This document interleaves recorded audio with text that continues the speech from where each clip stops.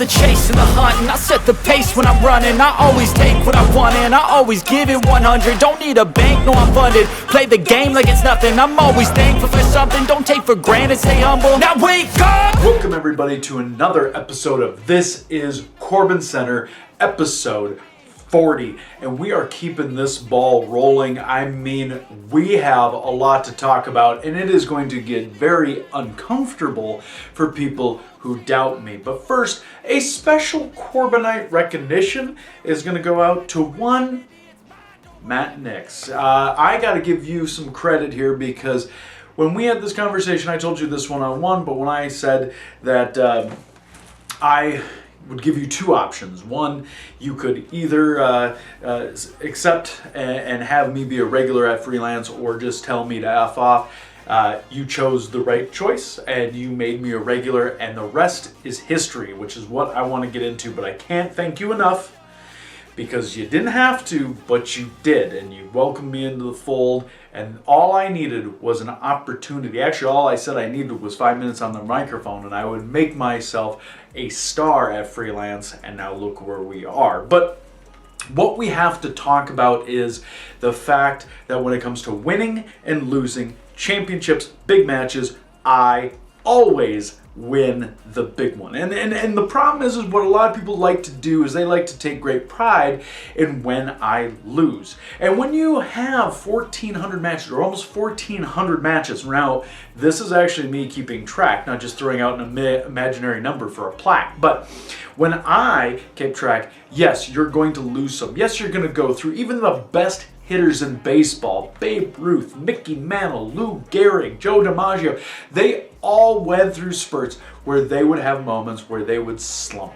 And eventually when you break out of the slump, it is always at the most epic times. That's why those guys always delivered in the World Series, in the playoffs, the championships. That's because I'm that guy. I am a big go-to player. When the moments happen, even when I'm not announced for them, I make them about me. So let's talk about what I did, and let's talk about something that doesn't get duplicated, doesn't get repeated in a day and age like today. The first thing I did is I captured the last piece.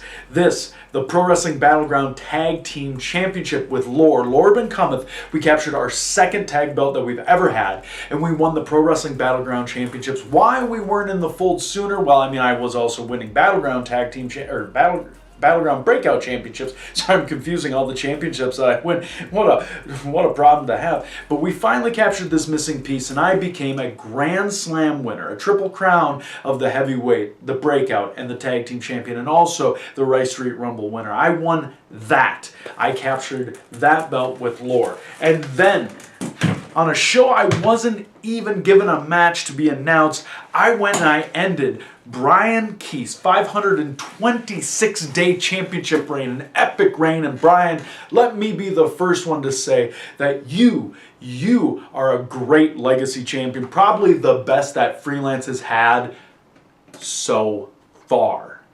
Because now I have completed the Freelance Wrestling Triple Crown Championship. And just like I did so long ago when I grabbed a microphone and I inserted myself into the main event and I put myself as #1 contender and I won the Freelance World Championships. And then when they needed somebody to step up, I became the longest reigning tag team champion with my buddy Bucky Collins. Bucky, I love you, I miss you. We made history at Freelance, and then I made history again.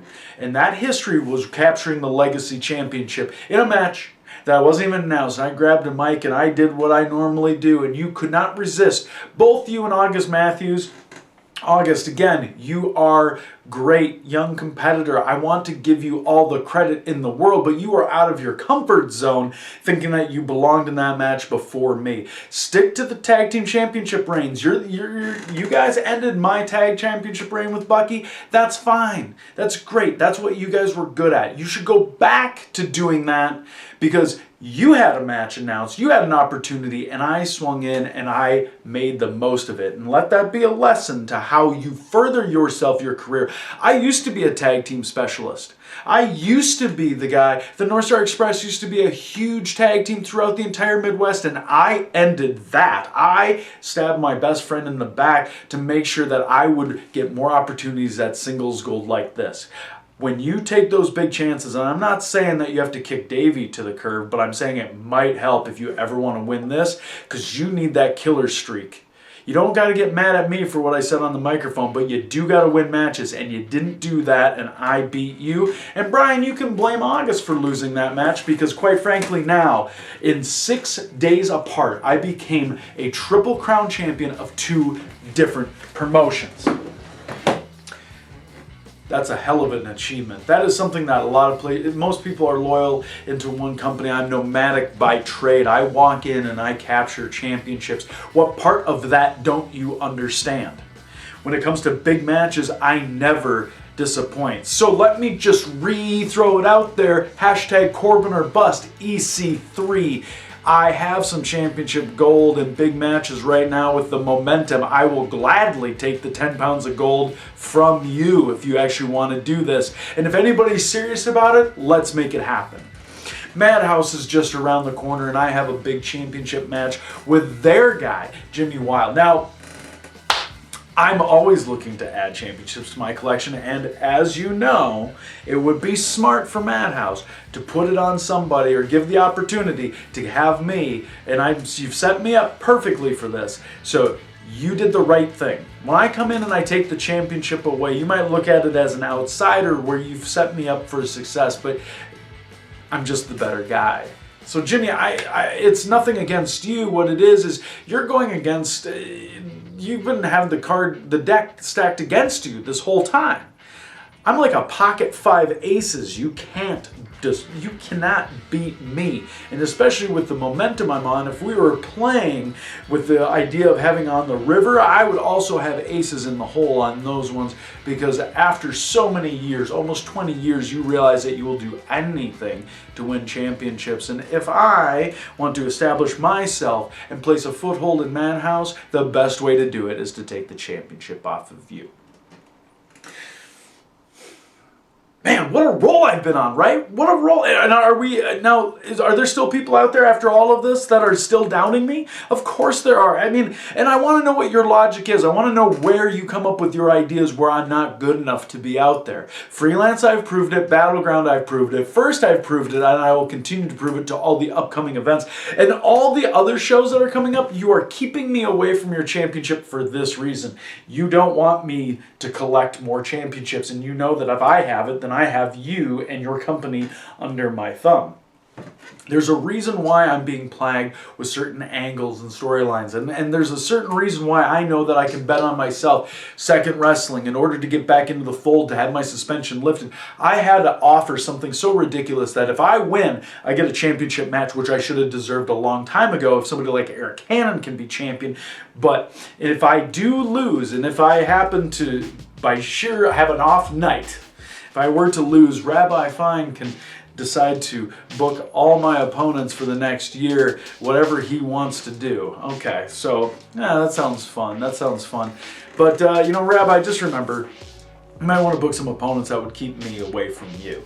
But when I do win, and when I do get my championship match, which I will inevitably win, can we take a picture together?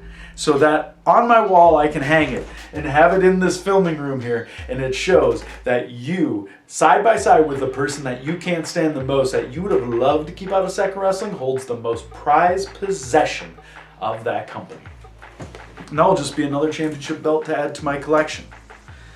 But again, I am a Triple Crown winner of Freelance. I'm a Triple Crown winner at Battleground.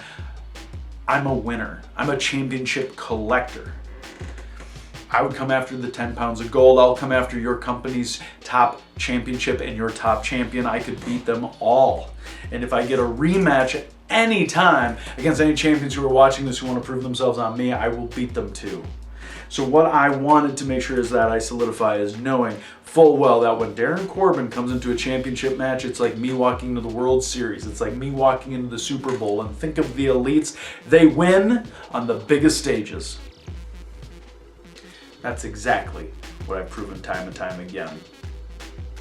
Maybe your mind has changed, or maybe you will never, ever be able to realize that you've been wrong this whole time, but no matter what, episode 40 of This is CorbinCenter speaks a lot of truth. It's up to you to actually be able to process it.